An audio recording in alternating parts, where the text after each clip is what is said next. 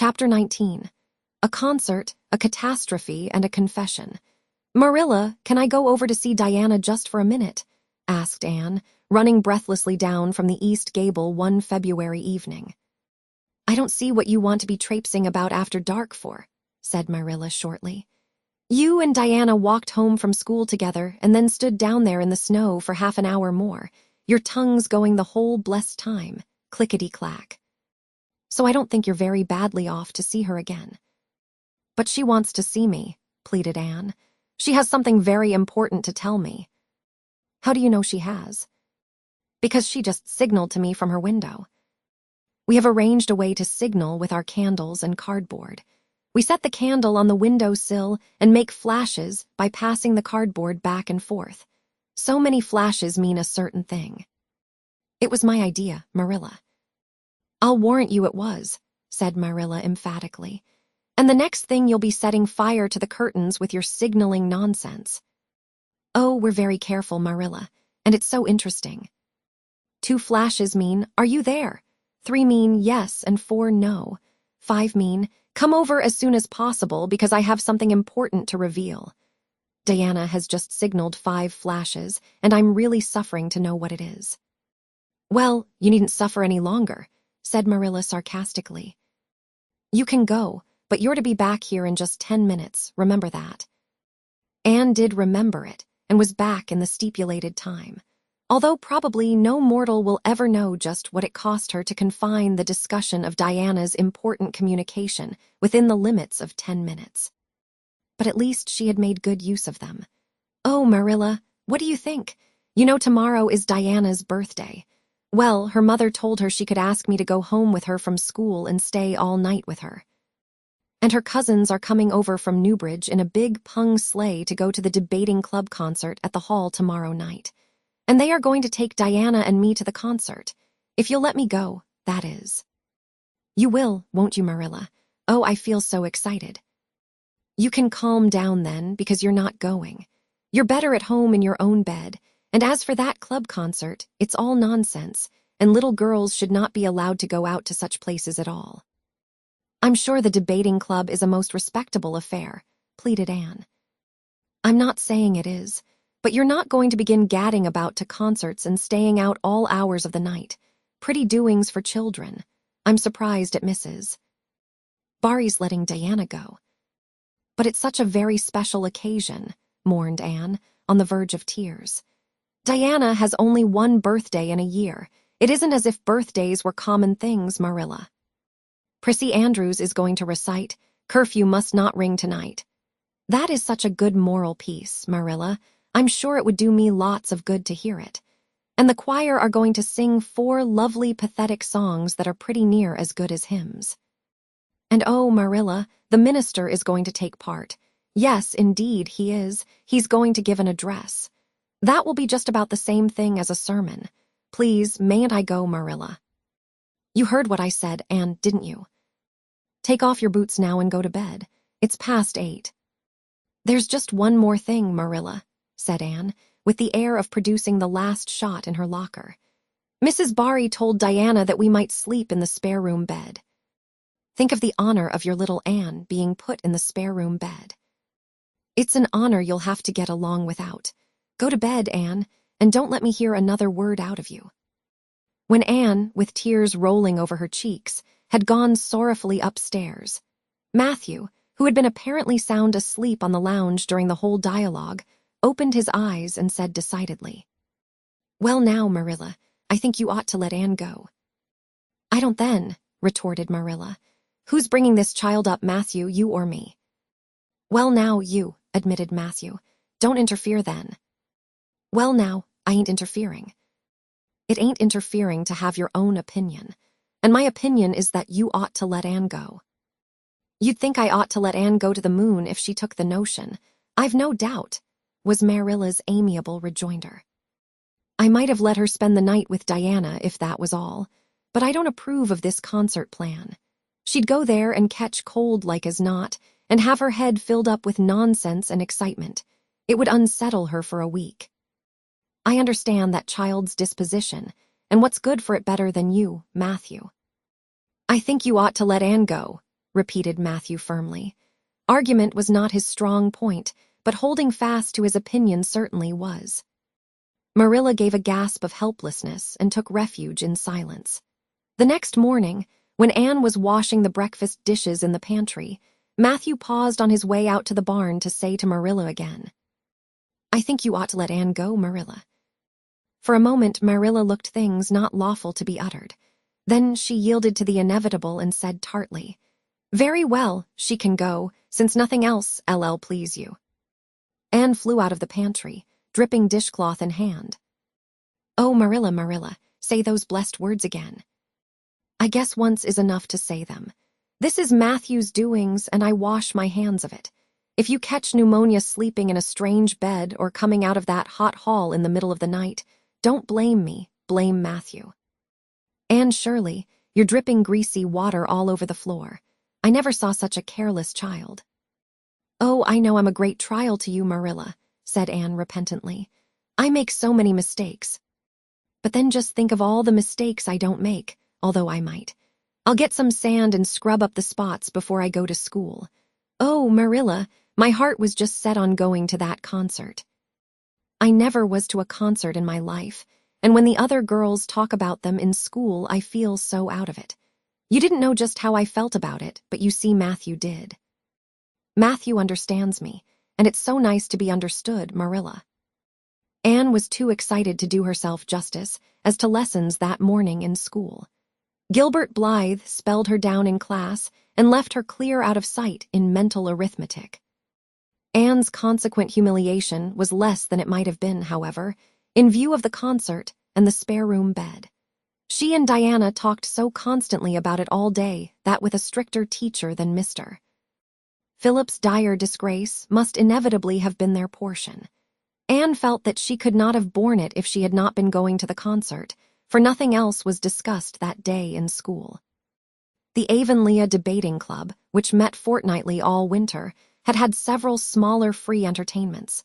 But this was to be a big affair, admission 10 cents, in aid of the library. The Avonlea young people had been practicing for weeks, and all the scholars were especially interested in it by reason of older brothers and sisters who were going to take part. Everybody in school over 9 years of age expected to go, except Carrie Sloane, whose father shared Marilla's opinions about small girls going out to night concerts. Carrie Sloane cried into her grammar all the afternoon and felt that life was not worth living. For Anne, the real excitement began with the dismissal of school and increased therefrom in crescendo until it reached to a crash of positive ecstasy in the concert itself. They had a perfectly elegant tea, and then came the delicious occupation of dressing in Diana's little room upstairs.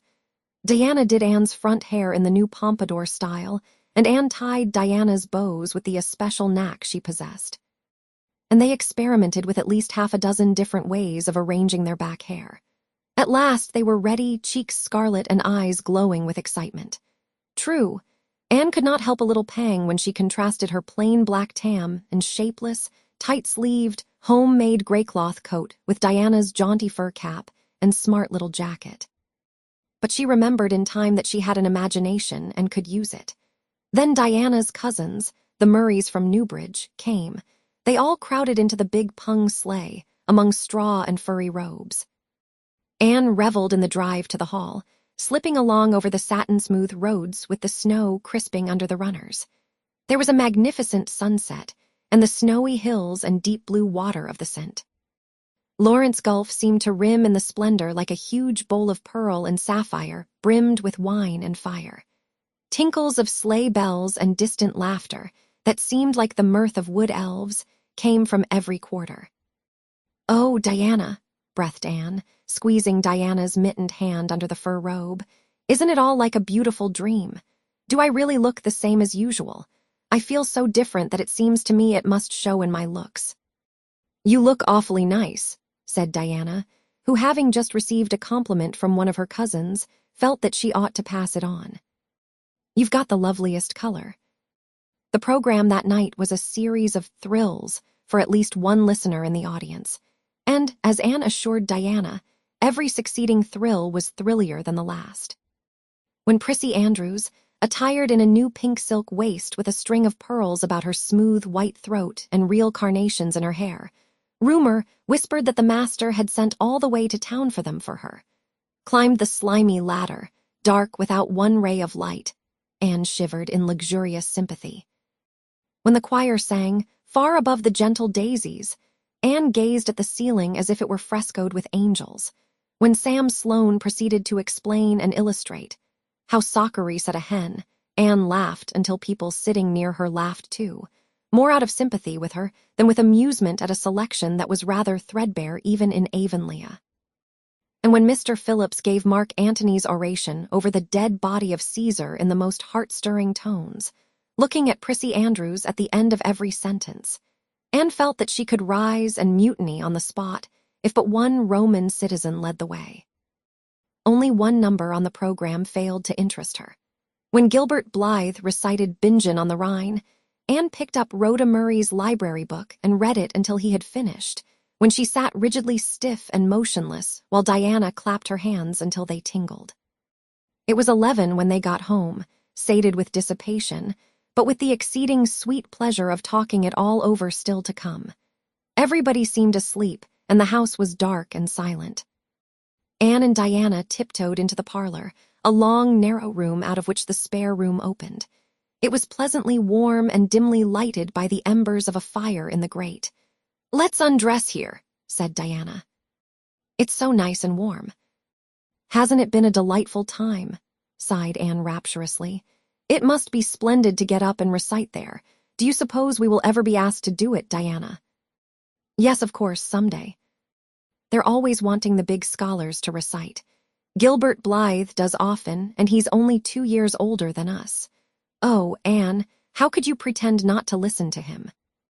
"When he came to the line." "There's another, not a sister. He looked right down at you."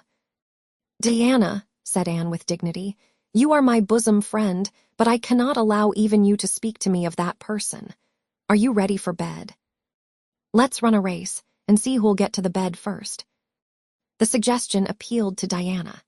The 2 little white-clad figures flew down the long room, through the spare room door, and bounded on the bed at the same moment. And then something moved beneath them. There was a gasp and a cry, and somebody said in muffled accents, "Merciful goodness." Anne and Diana were never able to tell just how they got off that bed and out of the room. They only knew that after one frantic rush they found themselves tiptoeing shiveringly upstairs. "Oh, who was it? What was it?" whispered Anne, her teeth chattering with cold and fright. "It was Aunt Josephine," said Diana, gasping with laughter. "Oh, Anne, it was Aunt Josephine, however she came to be there. Oh, and I know she will be furious. It's dreadful, it's really dreadful. But did you ever know anything so funny, Anne?" "Who is your Aunt Josephine?" "She's Father's aunt, and she lives in Charlottetown. She's awfully old, 70 anyhow, and I don't believe she was ever a little girl. We were expecting her out for a visit, but not so soon. She's awfully prim and proper, and she'll scold dreadfully about this, I know. Well, we'll have to sleep with Minnie May, and you can't think how she kicks." Miss Josephine Barry did not appear at the early breakfast the next morning. Mrs. Barry smiled kindly at the 2 little girls. "Did you have a good time last night?" "I tried to stay awake until you came home, for I wanted to tell you Aunt Josephine had come and that you would have to go upstairs after all. But I was so tired I fell asleep." "I hope you didn't disturb your aunt, Diana." Diana preserved a discreet silence, but she and Anne exchanged furtive smiles of guilty amusement across the table. Anne hurried home after breakfast and so remained in blissful ignorance of the disturbance which presently resulted in the Barry household until the late afternoon, when she went down to Mrs. Lynde's on an errand for Marilla. "So you and Diana nearly frightened poor old Miss Barry to death last night," said Mrs. Lynde severely, but with a twinkle in her eye. "Mrs. Barry was here a few minutes ago on her way to Carmody. She's feeling real worried over it. Old Miss Barry was in a terrible temper when she got up this morning, and Josephine Barry's temper is no joke, I can tell you that. She wouldn't speak to Diana at all." "It was Diana's fault," said Anne contritely. "It was mine. I suggested racing to see who would get into bed first. I knew it, said Mrs. Lynde, with the exultation of a correct guesser. I knew that idea came out of your head. Well, it's made a nice lot of trouble, that's what. Old Miss Barry came out to stay for a month, but she declares she won't stay another day and is going right back to town tomorrow, Sunday and all as it is. She'd have gone today if they could have taken her. She had promised to pay for a quarter's music lessons for Diana, but now she is determined to do nothing at all for such a tomboy. Oh, I guess they had a lively time of it there this morning. The Barrys must feel cut up. Old Miss Barry is rich and they'd like to keep on the good side of her. Of course, Mrs. Barry didn't say just that to me, but I'm a pretty good judge of human nature, that's what. I'm such an unlucky girl, mourned Anne. I'm always getting into scrapes myself and getting my best friends, people I'd shed my heart's blood for, into them too.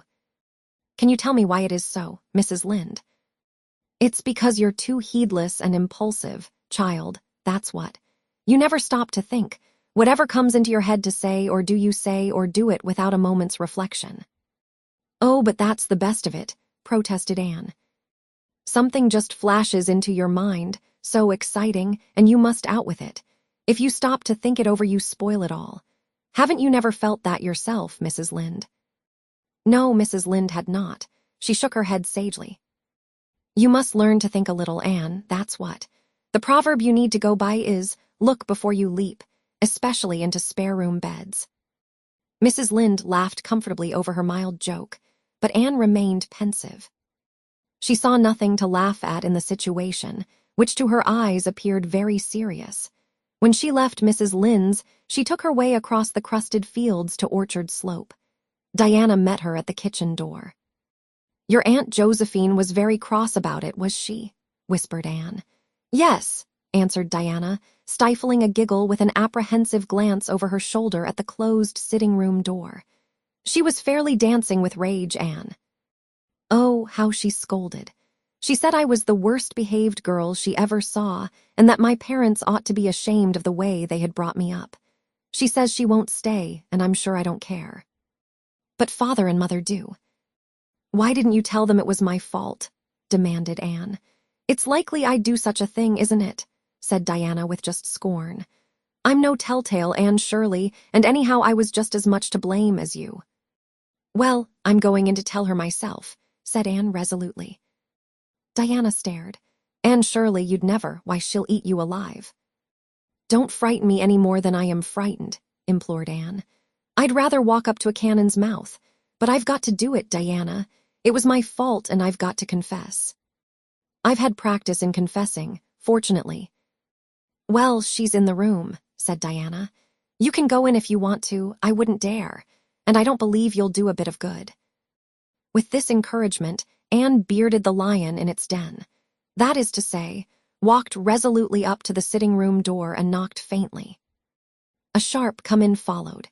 Miss Josephine Barry, thin, prim, and rigid, was knitting fiercely by the fire, her wrath quite unappeased and her eyes snapping through her gold-rimmed glasses. She wheeled around in her chair, expecting to see Diana, and beheld a white-faced girl whose great eyes were brimmed up with a mixture of desperate courage and shrinking terror. "Who are you?" demanded Miss Josephine Barry, without ceremony. "I'm Anne of Green Gables," said the small visitor tremulously, clasping her hands with her characteristic gesture. "And I've come to confess, if you please." "Confess what?" "That it was all my fault about jumping into bed on you last night. I suggested it. Diana would never have thought of such a thing, I am sure. Diana is a very ladylike girl, Miss Barry, so you must see how unjust it is to blame her." "Oh, I must hay. I rather think Diana did her share of the jumping at least. Such carryings on in a respectable house." "But we were only in fun," persisted Anne. "I think you ought to forgive us, Miss Barry, now that we've apologized. And anyhow, please forgive Diana and let her have her music lessons. Diana's heart is set on her music lessons, Miss Barry, and I know too well what it is to set your heart on a thing and not get it. If you must be cross with anyone, be cross with me. I've been so used in my early days to having people cross at me that I can endure it much better than Diana can." Much of the snap had gone out of the old lady's eyes by this time, and was replaced by a twinkle of amused interest. But she still said severely, "I don't think it is any excuse for you that you were only in fun. Little girls never indulged in that kind of fun when I was young.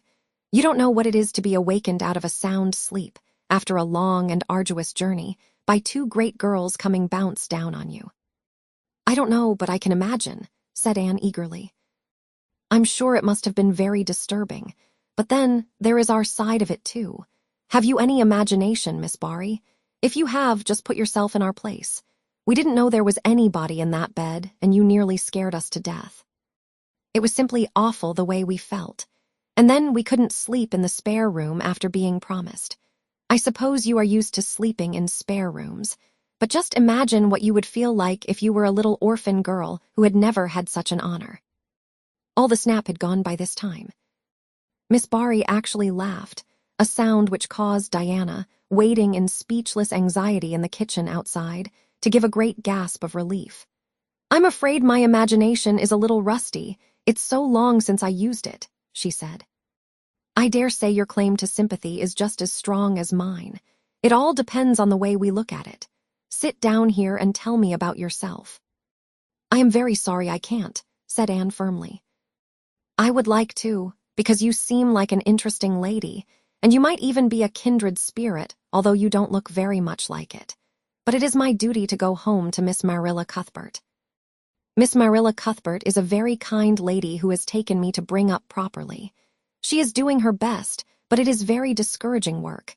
You must not blame her because I jumped on the bed. But before I go, I do wish you would tell me if you will forgive Diana and stay, just as long as you meant to in Avonlea." "I think perhaps I will if you will come over and talk to me occasionally," said Miss Barry. That evening, Miss Barry gave Diana a silver bangle bracelet and told the senior members of the household that she had unpacked her valise. "I've made up my mind to stay simply for the sake of getting better acquainted with that Anne girl," she said frankly. "She amuses me, and at my time of life an amusing person is a rarity." Marilla's only comment when she heard the story was, "I told you so." This was for Matthew's benefit. Miss Barry stayed her month out and over. She was a more agreeable guest than usual, for Anne kept her in good humor. They became firm friends. When Miss Barry went away, she said, "Remember, you Anne girl, when you come to town you're to visit me, and I'll put you in my very sparest spare-room bed to sleep." Miss Barry was a kindred spirit, after all, Anne confided to Marilla. "You wouldn't think so to look at her, but she is. You don't find it right out at first, as in Matthew's case, but after a while you come to see it. Kindred spirits are not so scarce as I used to think. It's splendid to find out there are so many of them in the world."